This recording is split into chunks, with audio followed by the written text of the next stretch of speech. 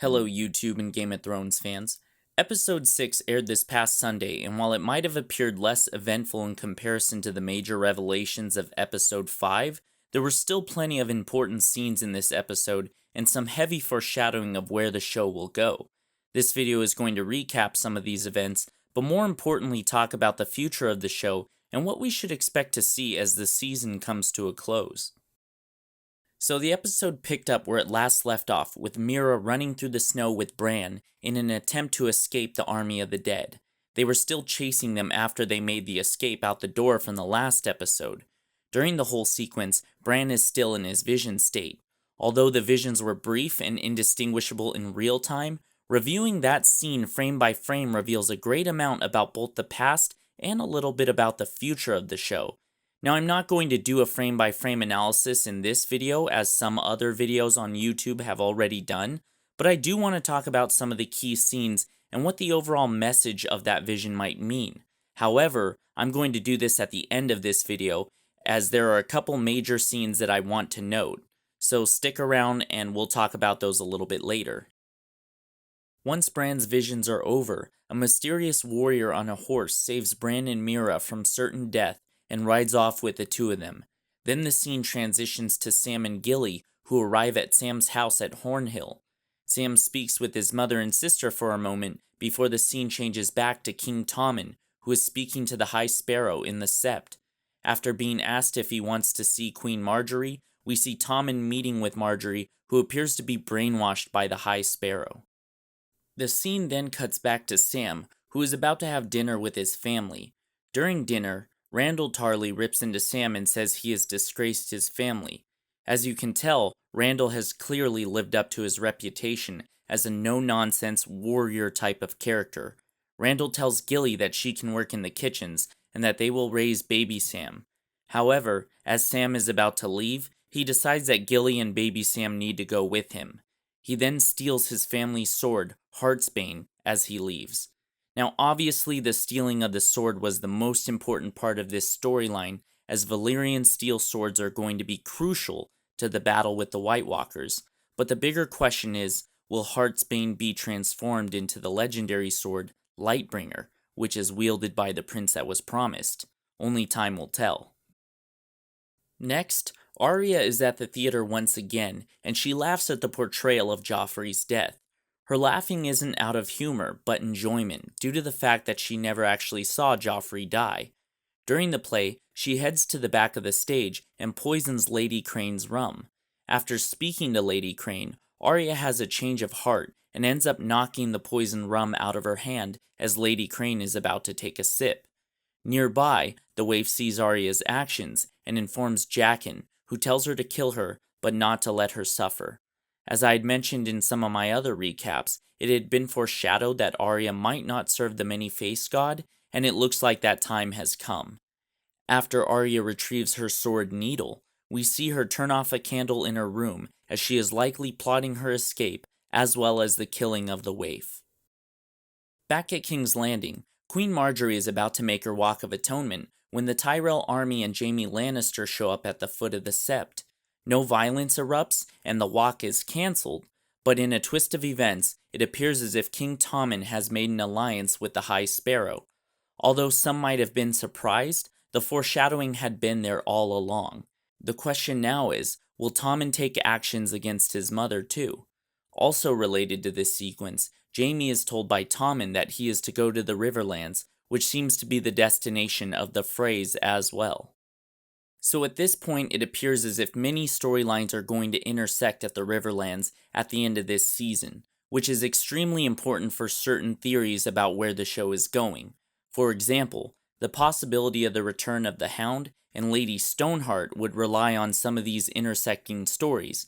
I'm not saying they're going to happen, but the stage is clearly set for something important to happen.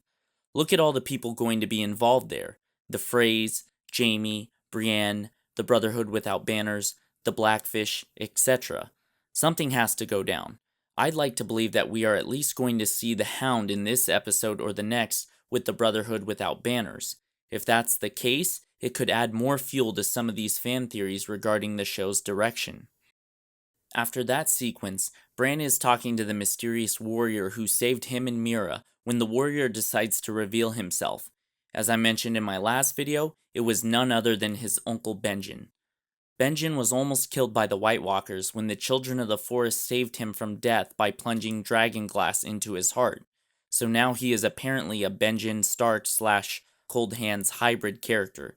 The question now is, where will Benjen take Bran, and will his presence and knowledge move the story forward? For example, does he know something about Jon Snow? We'll find out soon. Finally, the last sequence features Daenerys, who is heading back to Meereen with the Dothraki. After going solo to find Drogon, she returns to her Dothraki herd, riding on Drogon's back. She lands and gives a rally speech as the episode comes to a close. Now that she has their loyalty, will she be able to find a fleet large enough to take all of her loyal subjects across the narrow sea? With the Greyjoys likely heading to Essos, I'd say the possibility of Daenerys teaming up with them seems fairly likely. If anything, we might have an answer by the season finale. So now I'd like to talk about Bran's visions, as they seem to be highly important, which is why I'm discussing them separately in this video. During these visions, there appears to be some reoccurring visuals in this scene. Most of them consist of the Mad King, wildfire being stored beneath King's Landing, the White Walkers, Ned, Catelyn, Robb, Jaime, Daenerys, her dragons, and Jon Snow.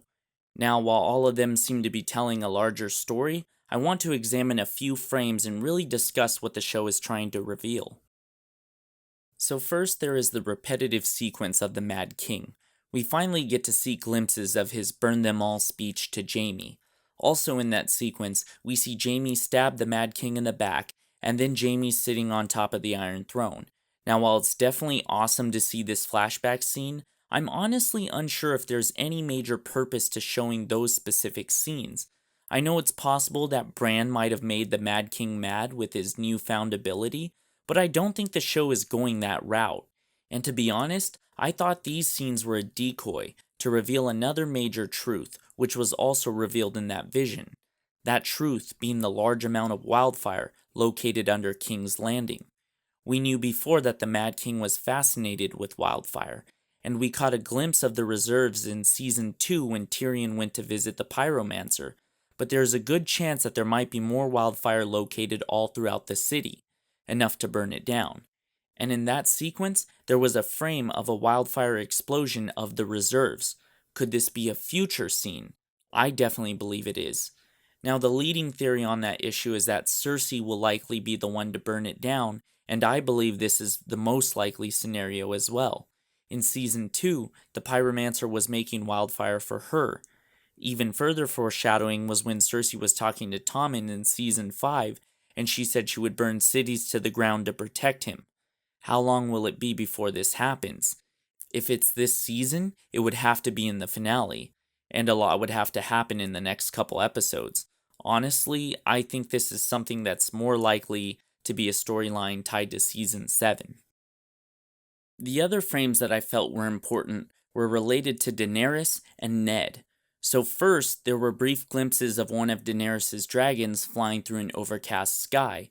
In one of those frames, you can see a rope, which appears to be on a ship. Is this a frame of Daenerys coming to Westeros in one of the Ironborn ships? We also see a frame of one of the dragons flying over King's Landing, which we have seen a couple times before. So obviously, the implications here are that Daenerys will certainly make it to Westeros at some point in time. And lastly, we see a frame where a person is kneeling over a body with an open wound on their stomach. I'm almost certain this is a young Ned leaning over his dying sister Lyanna. If you actually look at his forearm armor, you can see it matches his armor from the Tower of Joy scene. Will this be the scene where we discover Jon Snow's actual parents? And how did she get that wound? I think the most likely case is that there were birth complications and they had to cut out Jon, but maybe something else happened. Overall though, the visions seemed to tell a greater story, and it felt like the White Walkers coupled with images of Jon and Daenerys were the true message trying to be revealed to the viewer. As I've mentioned before, Jon and Daenerys teaming up against the White Walkers seems to be a realistic outcome if Jon is revealed to be a Targaryen, and these visions seem to indirectly imply that somehow their stories are connected. The question is, how long will it be if this indeed comes to pass, and what event will solidify their partnership? All we can do is wait and see. Thank you for watching this video, and make sure to like it and share it if you feel it has given you more to think about as we approach the season finale. Also, make sure to subscribe to my channel for more Game of Thrones videos as well as other related content. Take care.